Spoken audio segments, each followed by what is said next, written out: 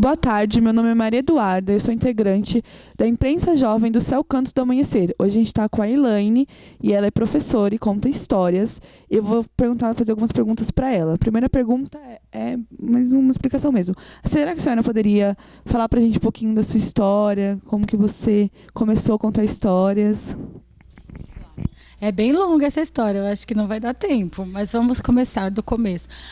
Eu conto histórias mesmo desde pequenininha. Minha família era uma família de contadores de histórias, sabe daqueles que a gente senta, aí um conta uma história, o outro conta uma piada. Então a minha família era assim, minha mãe, meu avô, minhas tias. A minha mãe, quando queria fazer um sapo, ela colocava 2 limões assim na bochecha, ficava aquele tamanho de bochecha e contava a história. Então eu tenho esse tipo de influência. Aí a gente vai crescendo, vira professor, que professor também entende tudo um pouco, e aí eu trouxe isso para a escola, de contar a história. E aí a gente começa a assistir outros contadores, porque o mundo está cheio de contadores de histórias, e como dizia o Chacrinha, no mundo nada se cria, tudo se copia. A gente vai pegando um jeito de cada um e tirando as histórias dos livros para contar. Então, assim, a minha família é uma família de leitores, gostam muito de ler. Meu avô tinha uma biblioteca bem grande de livros, e ele não era assim uma pessoa muito estudada, não tinha formação, mas tinha os livros. E aí, desses livros, a gente tira as histórias. Você teve algum desafio assim para contar histórias nas escolas, na escola que você trabalha? Não, assim, a gente não tem desafio que eu possa dizer assim, resistência nenhuma. As pessoas gostam da contação de história, mas eu acho que o maior desafio de um contador de história é que os seus ouvintes se tornem leitores e contadores de história também.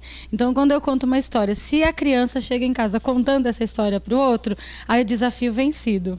Se essa criança não teve nenhum significado, então o desafio ainda tem que persistir para que ele se realize. Porque o maior sonho de um contador de história é que outros contadores de história venham através da história que ele contou. O que você mais gosta do seu trabalho?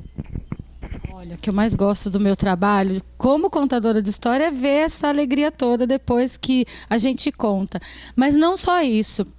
É saber que essa história também pode transformar a pessoa socialmente. Esses dias eu contei uma história, foi numa formação de professores. Tinha umas 300 pessoas, só um homem na plateia, tudo mulher. Aí eu contei a história da moça tecelã, que é a história de uma moça que tinha um poder do tear, de bordar, e ela transformava tudo em realidade. Aí ela encontrou um marido que trouxe um relacionamento meio abusivo na vida dela. E ela, então, como ele era tecido por ela, né?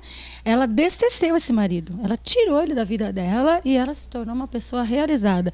Quando eu contei isso, tinha 299 mulheres em pé aplaudindo.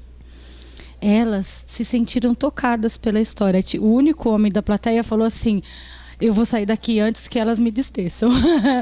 E aí o que eu senti? Que essa história trouxe um alento para aquelas mulheres que sofrem dentro da sua casa. Então, esse desafio, essa alegria de ver com que a minha história trouxe uma transformação, eu acho que é maior do que qualquer coisa. Você poderia deixar uma mensagem para quem está assistindo a gente hoje? Olha, a mensagem que eu deixo é a seguinte: a gente está vivendo um tempo em que as pessoas estão muito cheias de ódio. Tem uma polarização, né? Um lado e o outro lado. Aí a gente tem um autor que se chama Antônio Cândido. O que ele disse? Que a literatura é o sonho da civilização.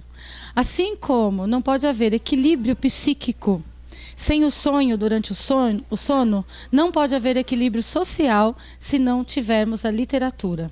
Então, qual é a minha mensagem? Leiam, contem histórias, olhem uns pelos outros, sinta o que o outro sente, porque só assim a gente vai ter uma transformação social. Muito obrigada pela entrevista e para vocês que estão assistindo a gente, muito obrigada e até a próxima.